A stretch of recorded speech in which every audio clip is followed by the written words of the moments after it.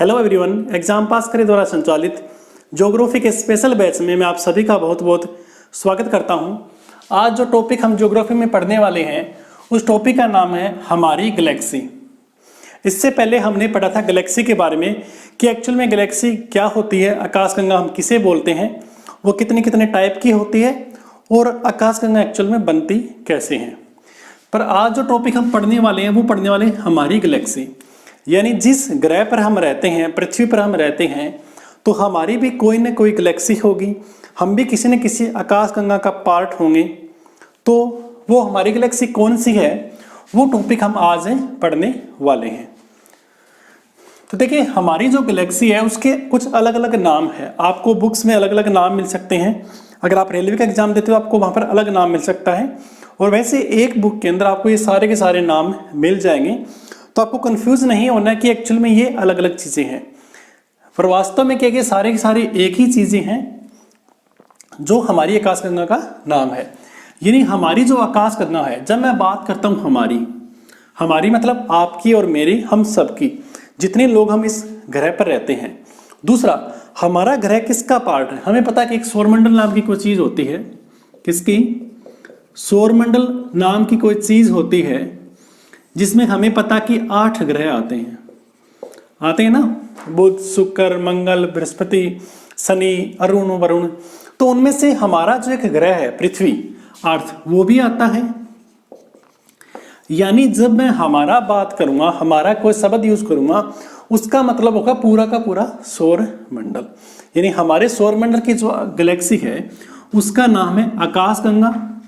कहीं पर उसे मंदाकिनी भी बोलते हैं, कहीं पर आपको उसका नाम दुग्धमेगला भी मिलेगा और कहीं पर मिलेगा मिल्की वे।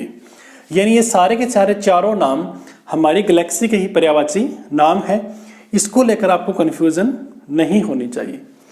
अब देखिए, किसी भी टॉपिक को करने के 2 तरीके होते हैं। आप किसी भी एग्जाम को देने जाएंगे तो आपको कुछ ऐसे क्वेश्चन मिलेंगे जो आपके डायरेक्ट आपकी बुक में दिए हुए थे, आपने वो पढ़े थे, और आपको वैसे के वैसे आपकी परीक्षा में आपको मिल जाएंगे। जैसे कि आपसे पूछ लेंगे कि हमारी गैलेक्सी का नाम क्या है, तो वो है मंदाकिनी। ये तो हुआ डायरेक्ट क्वेश्चन। दूसरा, आपसे ये पूछ लेंगे कि हमारी मंदाकिनी को हम दुग्धमेगला के नाम से भी जानते हैं, ऐसा क्यों, इसके रीजन बताइए। तो आपको 4 नीचे रीजन मिलेंगे और उनमें से आपको एक टिक करना होगा। तो इस तरीके से आपको 2 तरह के क्वेश्चन मिलते हैं, एक डायरेक्ट और एक इनडायरेक्ट। डायरेक्ट सभी याद कर लेते हैं, लेकिन एग्जाम वही क्वालिफाई करता है जिनको इनडायरेक्ट क्वेश्चन आते हैं, और उसके लिए आपको कंसेप्ट को सीखना बहुत जरूरी है। और मेरी कोशिश रहेगी कि आपको कंसेप्ट सिखाना, ताकि आप एग्जाम में उन क्वेश्चन को भी कर सकें जिन्हें बाकी बच्चों ने नहीं पढ़ा, और उससे आप एज ले जाएंगे और आपका सिलेक्शन भी हो जाएगा। तो चलिए, पहले हम कुछ डायरेक्ट क्वेश्चन करेंगे, डायरेक्ट पॉइंट लिखेंगे जो एग्जाम में पूछते हैं, फिर हम इसका कंसेप्ट डिस्कस करेंगे। सबसे पहला हमने बात कर ली, हमारी गैलेक्सी का नाम क्या है? आकाशगंगा, मंदाकिनी, दुग्धमेगला और मिल्की वे। अब देखिए, पूरी जब हम ब्रह्मांड की बात करते हैं ना, एक ब्रह्मांड की बात करते हैं, तो हमें पता है कि एक ब्रह्मांड में, पूरे ब्रह्मांड में 10 की पावर 11 गैलेक्सी मिलती है। 10 की पावर गैलेक्सी, यानी कि 100 अरब की जगह कई बुक्स में आपको 1 खरब भी लिखा मिल सकता है। 1 खरब यानी 100 अरब मिलकर 1 खरब बनाते हैं। एक ब्रह्मांड में 10 की पावर 11 गैलेक्सी होती है, और एक गैलेक्सी में 10 की पावर 11 तारे होते हैं। यानी एक ब्रह्मांड के अंदर 10 की पावर 11 इंटू 10 की पावर 11 यानी 10 की पावर 22 टोटल तारे होते हैं। यानी ब्रह्मांड में 1 खरब से भी ज्यादा गैलेक्सी है, और उनमें से एक गैलेक्सी हमारी है जिसका नाम है मंदाकिनी। अब क्या होता है कि जैसे हमें पता है कि कुछ तारे मिलकर, हम आकाश में देखते हैं ना, कुछ तारे मिलकर अलग से एक शेप बनाते हैं, एक आकृति बनाते हैं। हम बोलते हैं ये घोड़ा है, ये हाथी है, हम ऐसी कल्पना करते हैं। तो जैसे कुछ तारे मिलकर एक ग्रुप बनाते हैं, तो वैसे ही कुछ गैलेक्सी है। जैसे सपोज कीजिए कोई छोटी सी गैलेक्सी है, और ये 2 गैलेक्सी मिलकर जब इकट्ठी हो जाएगी 2 से ज़्यादा, तो उसे हम बोलते हैं सुपर क्लस्टर। क्या बोलते हैं? Super cluster. ये आपको मैं क्यों समझा रहा हूँ, ये भी इसका इसके आगे रोल आएगा। एक बार मैं देखता हूँ डस्टर कहाँ पर है।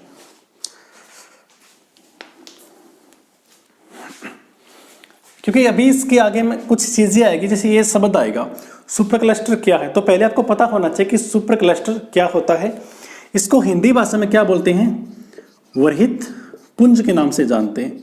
क्या? वर्हित पुंज के नाम से। तो मैं दोनों मीडियम को कवर कर रहा हूं, हिंदी और इंग्लिश मीडियम। तो हमने बात कर ली कि ब्रह्मांड में 1 खरब से भी ज्यादा गैलेक्सी है, जिसमें हमारी गैलेक्सी का नाम है मंदाकिनी। इस 1 खरब के अंदर से 10 बिलियन, कितनी? 10 बिलियन ऐसी आकाश गंगाएं हैं, ऐसी गैलेक्सी है 10 बिलियन, जिसे हम दूरबीन से देख सकते हैं। किससे? दूरबीन से हम देख सकते हैं। अब देखिए, ये मत सोचिए कि टॉपिक लंबा हो रहा है। अगर आपको किसी भी एग्जाम को फर्स्ट अटेम्प्ट में निकालना है तो आपको चीज़ों को शुरू में ही डिटेल में पढ़ना पड़ेगा। आपको ऐसा नहीं है कि आपकी पूरी लाइफ आपको एग्जाम देना है और आप हर साल अलग अलग बुक से पढ़ते जा रहे हो। आपको एक ही बार पढ़ना है, अच्छे से पढ़ना है, ताकि एग्जाम को एक ही झटके में आप क्रैक कर कामयाब हो जाओ। इस 1 खरब में 10 बिलियन ऐसी गैलेक्सी है जिन्हें हम दूरबीन की सहायता से देख सकते हैं। एग्जाम में क्वेश्चन आता है कि दूरबीन का आविष्कार किसने किया था? तो 1609 के अंदर गैलीलियो ने किया था। किसने? गैलीलियो ने किया था 1609 के अंदर। किसने किया था? गैलीलियो ने 1609 के अंदर। तो ये आपके कुछ क्वेश्चन बन गए कि ब्रह्मांड में कितनी आकाशगंगा है? 1 खरब से ज़्यादा आकाशगंगा है, इतने उसमें तारे हैं। ये गैलेक्सी में, ब्रह्मांड में इतने तारे हैं। सुपर क्लस्टर क्या होता है? कितनी ऐसी आकाशगंगाएं हैं जिन्हें हम दूरबीन की सहायता से देख सकते हैं। दूरबीन का आविष्कार किसने किया था? 1609 में गैलीलियो ने किया था। यहाँ तक आपको चीज़ें क्लियर होनी चाहिए। अब हम बढ़ते हैं आगे की ओर। अब दूसरा क्वेश्चन, अब हम बात करते हैं हमारी आकाशगंगा की, कि एक्चुअल में हमारी जो आकाशगंगा है वो किससे मिलकर बनी है। तो जब हम बात करता हूँ ये किससे मिलकर बनी है, तो उसमें क्या आएगा? हमारा जो सूरज है, सोलर सिस्टम का जो राजा है, सूरज प्लस हमारी पृथ्वी प्लस बाकी जितने ग्रह बच गए वो, प्लस जितने उपग्रह है, जितने सैटेलाइट है। जैसे हमारी पृथ्वी का सैटेलाइट कौन है? जो नेचुरल है वो कौन है? चंदा मामा, यानी कि चांद है। तो इन चारों को मिलाकर हम क्या बोलते हैं? इन चारों को मिलाकर हम बोलते हैं हमारी आकाश गंगा। क्या बोलते हैं? हमारी आकाश गंगा। दूसरा क्वेश्चन आपके एग्जाम में पूछेंगे कि हमारी जो आकाश गंगा है इसका आकार कैसा होता है। जैसे ये जो पेन है, ये वैसे तो ये सर्कल है ना, गोलाकार इसकी आकृति है, वैसे ये आयताकार है, रेक्टेंगुलर है। तो वैसे ही हमारी जो आकाश गंगा है उसका आकार कैसा है? तो उसका आकार है हमारा सर्पिल। सर्पिल आकार है। ये चीज़ें आपको मैं पहले करवा चुका हूँ। अगर आपने ये वीडियो नहीं देखी है तो आपको हमारे चैनल पर एक वीडियो मिल जाएगी, उसका लिंक आपको यहाँ पर मिल जाएगा, कि एक्चुअल में गैलेक्सी क्या होती है। तो उसमें आपको मैंने करवाया है कि गैलेक्सी कैसे बनती है, गैलेक्सी कितने टाइप की होती है। तो थोड़ा सा आपको रिवाइज करवाना चाहूँगा कि जो गैलेक्सी होती है वो 3 टाइप की होती है, 3 उसके आकार होते हैं। एक होती है सर्पिल आकार होती है ना, एक होती है दीर्घवृत्तीय आकार, दीर्घवृत्तीय, और एक होती है अनियमित। अनियमित सबसे ज्यादा टाइप की जो आकार शेप मिलती है गैलेक्सी की वो मिलती है सर्पिल। लगभग 80% आज के समय में जितनी ये जो हमने बात की थी ना 1 खरब से ज्यादा, ये जो आकाश गंगा है उसमें सबसे ज्यादा जो शेप पाई जाती है लगभग 80% की वो सर्पिल की है। दूसरे नंबर पर आते हैं दीर्घवृत्तीय 17% और तीसरे पर आते हैं 3%। ये चीजें आपको मैं करवा चुका हूं, आप प्लीज इससे पहले वाली वीडियो जरूर देखिए। तीसरा टाइप आता है, चलो ये तो ठीक है, सर्पिल आकार की है। जब हम चीज़ों को ऊपर से देखते हैं, जैसे कि अभी हम अर्थ के अंदर रहते हैं तो हमें अर्थ कैसी दिखती है हम नहीं बता सकते, लेकिन जब स्पेस में चले जाएंगे वहाँ से जब हम ऊपर से देखेंगे हमारी अर्थ को तो हमें वो पता चलेगा कि कैसी उसकी शेप है। तो वैसे इसकी जो शेप है वो कैसी है, जो तस्तरी समान चपटी आकार की इसका शेप है। तस्तरी नुमा, चपटा या चपटी के आकार की। अब कई लोग बोलेंगे कि तस्तरी क्या होती है। अगर आपने एक मूवी आई थी ऋतिक रोशन की, कोई मिल गया, अगर आपने देखे उसमें जादू होता है, जादू बोलते हैं उसे, तो वो स्पेस से आता है। जब उसे लेने लास्ट में एक स्पेसशिप आती है, ऊपर से उतरती है, तो वो बोलते हैं तस्तरी उतरी है। तो आपने वो देखी हुई ऐसे ऐसा उसका कुछ आकार होता है, नीचे टायर से होते हैं, तो उसे बोलते हैं तस्तरी। एक्चुअल में तस्तरी वो होती है, तो इसका आकार ऐसा है। अब देखिए मैंने बात की थी सर्पिल, सर्पिल आकार की किसे बोलते हैं हम, ये सर्पिल आकार होता है। तो ये एक्चुअल में हमारी आकाशगंगा का एक जो आकार है कि ऐसी ये बनती है। तीसरी बात आती है कि हमारी आकाशगंगा कितने किलोमीटर तक फैली हुई है, कितने एरिया तक ये फैली हुई है, तो वो फैली हुई है 80,000 प्रकाश वर्ष। अब कई लोग ये सोचेंगे एक्चुअल में प्रकाश वर्ष क्या होता है, तो बता देता हूं कि सूरज का प्रकाश, सूरज की लाइट एक साल में जितनी दूरी तय करती है, दोबारा सुनिए, सूरज की जो प्रकाश है, सूरज की जो लाइट है, वो एक साल में जितना दूरी तय करती है उसे प्रकाश वर्ष बोलते हैं। अब बताइए प्रकाश की स्पीड क्या होती है, हमें पता है कि 3 लाख किलोमीटर पर सेकंड की स्पीड से यह प्रकाश दौड़ता है। यानी जब मैं बोलूं एक, तो इतने टाइम में ये 3 लाख किलोमीटर की दूरी तय कर लेगा, जो लाइट है, जो प्रकाश है।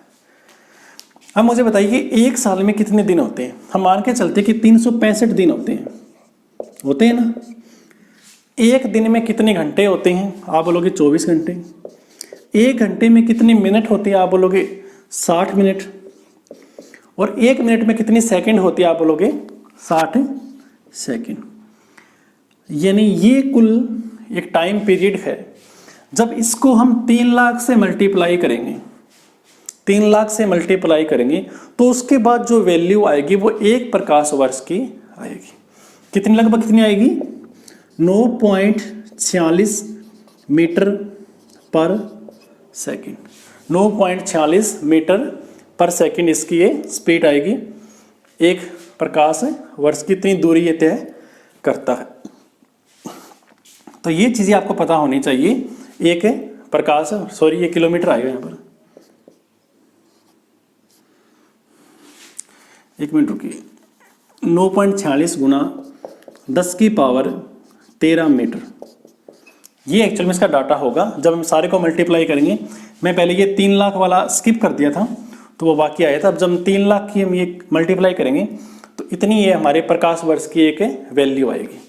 यानी हमारे ये जो मैंने बताया ना, ये इतने एरिया में फैला हुआ है, ये टोटल कितना एरिया, तो ये 80,000 प्रकाश वर्ष का ये एरिया है। नेक्स्ट बात, हमारी गैलेक्सी क्या है, हमारी गैलेक्सी 24 गैलेक्सीज का सुपर क्लस्टर है। क्या है, सुपर क्लस्टर है।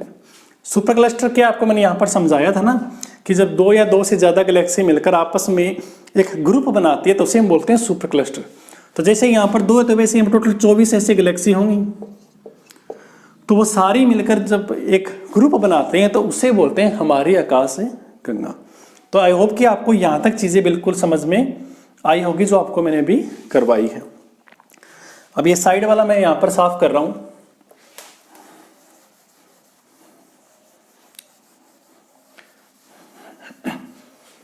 अब कुछ चीज़ें आप और समझ लीजिए। जैसे मैं अभी हमारी जो आकाश गंगा है उसका शेप बना रहा हूँ। तीसरा अगला पॉइंट कि हमारी आकाश गंगा में 3 घूर्णनशील भुजा, जैसे एक भुजा तो ये है 0.1, 0.2 और 0.3, ये ऐसे यहाँ पर ये फैली हुई है। तो नेक्स्ट पॉइंट कि हमारी आकाश गंगा में 3 क्या है, 3 घूर्णनशील भुजाएं हैं। क्या है, 3 घूर्णनशील भुजाएं हैं। आकार कैसा है, सर्पिल आकार है, तस्तरीनुमा चपटी के आकार की। 80,000 प्रकाश वर्ष इसका एरिया है और ये 24 गैलेक्सी का सुपर क्लस्टर है।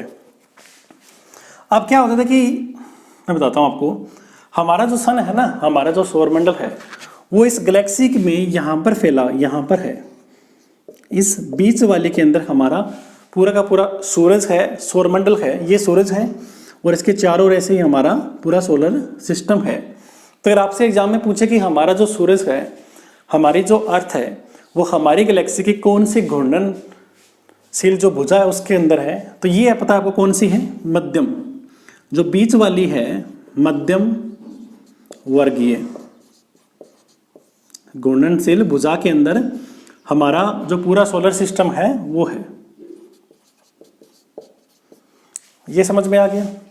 ये जो बीच वाला पॉइंट है इसे हम क्या बोलते हैं, इसे हम बल्ज के नाम से जानते हैं। बल्ज या हमारी गैलेक्सी का ये केंद्र बिंदु है। क्या है, केंद्र बिंदु है, जिसे हम बल्ज के नाम से जानते हैं। ये वाला जो पॉइंट है, आप बाहर वाला जो क्षेत्र देख रहे हो, यहां पर क्या होता है, आपने सुना घूर्ण तारा, घूर्ण तारा, या यहां पर नए तारों का जन्म होता है, नए तारे बनते हैं यहां पर। मतलब सबसे बाहर वाली जो भुजा है, घूर्णनशील भुजा है, उसमें क्या होते हैं, उसमें नए तारे बनते हैं। तो एक बार आपको जो अभी तक मैंने करवाया आपको मैं रिवाइज करवा देता हूं, उसके बाद हम आगे की चीजें अगली क्लास में कंटिन्यू करेंगे। ताकि मैं चाहता हूं कि आप थोड़ा थोड़ा पढ़ें, पर ऐसा पढ़ें कि वो चीज़ें आपके लॉन्ग टर्म तक याद रहे। इसमें बहुत सारी फैक्चुअल डाटा है जो आपको याद करना पड़ेगा। आपको मैंने समझाया एक एक चीज़, ताकि चीज़ें वो आपके दिमाग में रहे। तो क्लास को हम थोड़ा छोटा रखेंगे, पर इसमें जो चीज़ें हैं वो डायरेक्ट आपके एग्जाम में आपसे पूछेंगे। आगे का जो पार्ट होगा उसमें कुछ कंसेप्ट वाली चीज़ें करेंगे जो आपके एग्जाम में, उनसे आपको इनडायरेक्ट क्वेश्चन आपके बनेंगे। तो रिवाइज कर लेते हैं। हमारी जो गैलेक्सी है उसका नाम क्या है, आकाश गंगा है और मंदाकिनी है, दुग्ध मेघला है और मिल्की वे है। ब्रह्मांड में 1 खरब से भी ज़्यादा आकाश गंगाएं पाई जाती हैं। एक गैलेक्सी में, एक ब्रह्मांड में 10 की पावर 11 गैलेक्सी होती है और एक गैलेक्सी में 10 की पावर 11 तारे होते हैं। एक ब्रह्मांड में 10 की पावर 22 तारे होते हैं। एक्चुअल में ब्रह्मांड क्या है, ब्रह्मांड कैसे बना है, ये भी आपको मैंने डिटेल में करवाया है। आप वो वीडियो प्लीज़ जरूर देखिए, तो आपको कंसेप्ट क्लियर हो सके ब्रह्मांड के बारे में। ब्रह्मांड कैसे बना था, एक थ्योरी थी बिग बैंग थ्योरी। किसने दी थी, जॉर्ज एम लेमेंटियर ने दी थी, जो कि बेल्जियम का एक पादरी था। यहाँ तक हमने कर लिया। फिर हमने डिस्कस किया था कि एक्चुअल में सुपर क्लस्टर क्या होते हैं। जब 2 या 2 से अधिक गैलेक्सी मिलकर एक ग्रुप बनाते हैं तो उसे हम सुपर क्लस्टर के नाम से जानते हैं। हमारी आकाशगंगा किस किस से मिलकर बनी है, तो सूरज, पृथ्वी, ग्रह और उपग्रह से मिलकर ये बनी है। कैसी इसकी शेप है, तो इसकी सर्पिल आकार की है। वैसे ये तस्तीनुमा चपटा आकार की अगर ऊपर से देखें तो इसका जो एरिया है वो 80,000 प्रकाश वर्ष है, जिसकी वैल्यू 9.46 गुणा 10 की पावर 13 मीटर है। इसमें 3 घूर्णनशील भुजाएं पाई जाती हैं। ये बीच में जहाँ पर हमारा सूरज है, सौरमंडल सिस्टम है। ये लास्ट वाला जहाँ पर नए तारों का जन्म होता है। 20 वाला पार्ट बल्ज, जिसे केंद्र के नाम से हम जानते हैं। आकाश गंगाएं 3 टाइप की होती है, सर्पिल, दीर्घ और अनियमित। मैक्सिमम जो गैलेक्सी पाई जाती है वो सर्पिल आकार की पाई जाती है, लगभग 80%। दूसरी दीर्घवर्तीय 17% और तीसरी अनियमित यानी कि 3%। तो आई होप कि आपको यहाँ तक चीज़ें बिल्कुल समझ में आई होगी। तो आगे हम अगली क्लास में करेंगे, इस टॉपिक को हम अच्छे से कवर करेंगे, ताकि ये टॉपिक आपको आज के बाद किसी और बुक से ना पढ़ना पड़े। तो एक छोटी सी रिक्वेस्ट है लास्ट में, अगर आपको हमारी क्लास अच्छी लगती है तो प्लीज़ क्लास को लाइक किया करें, शेयर किया करें और इस चैनल को भी सब्सक्राइब आपको ज़रूर करना है। अब कई लोग ये सोचते हैं कि हम शेयर क्यों करें, कि हमें क्या मिल जाएगा शेयर कर कर। जैसे कि क्या होता है कि जैसे हम वीडियो अपलोड करते हैं तो हम हमारे जो व्हाट्सएप पर कॉन्टैक्ट्स हैं, जैसे बाकी टीचर्स हैं, वो सारे इसको लगाते हैं कि अपने दोस्तों से बोलते हैं इसको शेयर करें, पर वो लोग शेयर नहीं करते। लेकिन एक्चुअल में ये चीज़ आपको सोचने वाली है कि जब हम कोई चीज़ शेयर करते हैं तो हमारा उसमें कुछ भी लगता नहीं है। आप खुद सोचिए कि जब हम व्हाट्सएप पर कोई चीज़ शेयर करते हैं तो हमारा कुछ लगता है, हमारे कुछ पैसे लगते हैं, नहीं लगते ना। लेकिन हमें क्या, अगर आप शेयर करते हो उससे, अगर ये वीडियो हमें पता कि बहुत ही उपयोगी है, जो सरकारी एग्ज़ाम की तैयारी कर रहे हैं, नौकरी की तैयारी कर रहे हैं, अगर उन तक आपके माध्यम से ये वीडियो पहुँचती है और किसी का भला होता है, तो इसमें आप ही का अच्छी बात है। आपने सुना एक जो क्या बोलते हैं, मोमबत्ती होती है, एक दिया होता है। जब हम दिवाली के समय आता है तो हम दिए जलाते हैं ना, तो क्या होता है कि हम सबसे पहले एक दिया जलाते हैं, ठीक है। उसके बाद जितने दिए पड़े होते हैं उसको हम एक दिए से दूसरे दिए को जलाते चलते हैं। तो क्या एक्चुअल में जिस दिए से हम उसको जला रहे हैं क्या उसका कुछ उसमें कुछ नुकसान हुआ? नहीं ना। लेकिन उसके माध्यम से बाकी दिए को प्रकाश मिलता है। तो ठीक वैसे ही अगर आप हमारी क्लास शेयर करते हो तो आपका कुछ नहीं जाता। हाँ, इन फ्यूचर में जाकर हम ये कह सकते हैं कि उस समय काफ़ी लोगों ने हमें सपोर्ट किया, जिसकी बदौलत आज हम हर एक बच्चे तक अपनी पहुंच बना सके हैं, जिसको एक्चुअल में जो बच्चा घर बैठकर फ्री में कंपटीशन एग्जाम की तैयारी करना चाहता है एक अच्छे लेवल पर। तो आई होप कि आप सभी क्लास को शेयर करेंगे, तो प्लीज़ करिएगा अगर आप करना चाहो तो मिलते हैं नेक्स्ट क्लास में। तब तक के लिए ऑल द बेस्ट। जय हिंद, जय भारत।